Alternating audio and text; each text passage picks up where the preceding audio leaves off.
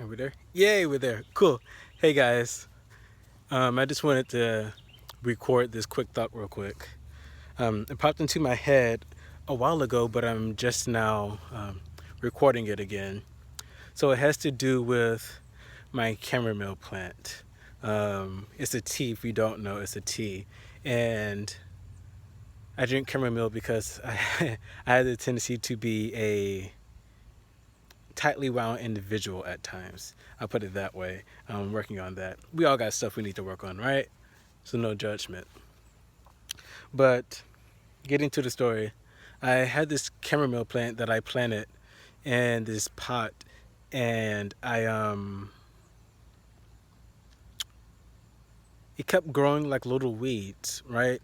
Nothing major, but they were just like little sprout pop-ups of like things that weren't supposed to be in there, so I called them weeds. I don't care if it was a flower. If it's not supposed to be there, it's a weed in my book. um, and I kept moving it around thinking that weeds were being introduced into the soil because my pot has holes in the bottom of it, drainage holes. And I thought that in order to remedy the weed problem that I will actually move the pot around every so often. That didn't work. I know better, but for some reason, apparently I was in denial. But when it comes to our health, our physical health, our spiritual health, our mental health, mind, body, soul, right? It is constant maintenance. It is a constant maintenance. It is a process, and it is constant maintenance.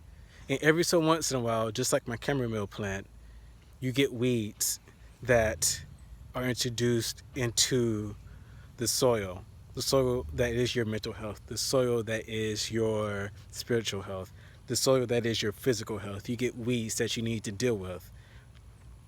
In my case, going to the chamomile plant, it started out very small, very, very small.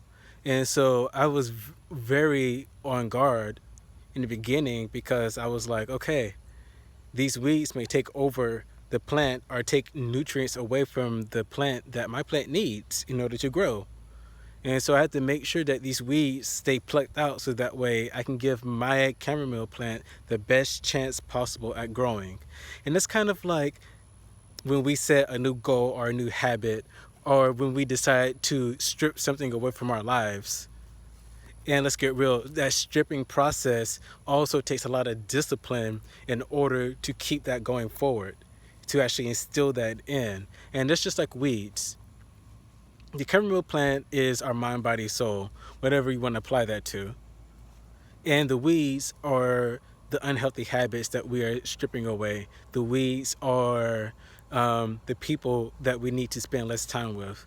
The weeds are the things that we shouldn't be doing, but we do anyway. And we say, "Oh, I'll stop tomorrow. Oh, I'll go on rebound tomorrow. Oh, just this one time, just one more time won't hurt." Or, "Oh, okay, cool. I've been good. Let me just indulge right now because I've been really good, so I don't like break whatever the BS that we tell ourselves. It's all BS."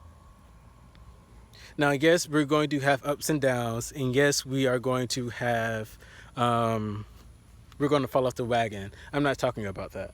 I'm not talking about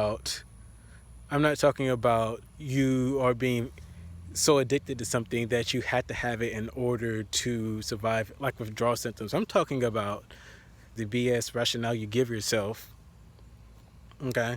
The BS rationale you give yourself when it's easy and you're very conscious that it is a yes or no. I can help myself. I can choose to build myself stronger in the mind, body, and spirit, whatever realm whatever realm you want to put this conversation into, or I can choose to hurt myself and digress, to move backwards. Just like the chamomile plant, in the beginning stages, so it's actually two messages. Just in the beginning stages, just like the chamomile plant, I had to constantly pluck the weeds out of the soil in order to give the plant a chance to grow, to that had the best chance possible at growing. Let me say it a different way. I had to make sure that I limit myself, I limit distractions, exposure to distractions from myself, that I got rid of the things that I knew that were going to make me digress back in order to give myself the best possible chance at growth, at instilling growth. It's one at solidifying my new habit, my new mindset. Journaling is a way to pluck out the weeds when you're taking on a new mindset. Getting rid of the old things that you used to do, or the things that reminded you of old habits, that's a good way to pluck the weed from your garden. Journaling, instilling a new mindset, is a good way to pluck weeds from the garden. My phone's about to die. Working out and saying affirmations to yourself is a good way to pluck the weed from the garden, to give yourself, your new habit, your new mental mindset a chance to grow. It's one thing, and it takes a lot to actually instill, or to say, okay, this is the new mindset that I'm coming up with. It takes a lot in order to have a paradigm shift. It does. And it's a totally different beast to solidify and strengthen that new thing, that new way of being. But anyway, I just wanted to come on here and talk about that. Let me know in the comments or wherever, I don't know where I'm going to post this, if this resonated with you, and add on to it, because there's so much more I want to get to, but my phone's about to die. But I love you guys. Be safe. You like my shirt? You like my shirt? This was my beach shirt. But quarantine, so not really trying to be out, but I had a Sunday today. This is my beach shirt. Bandana, Anyway, hope you guys have a great day. Ciao.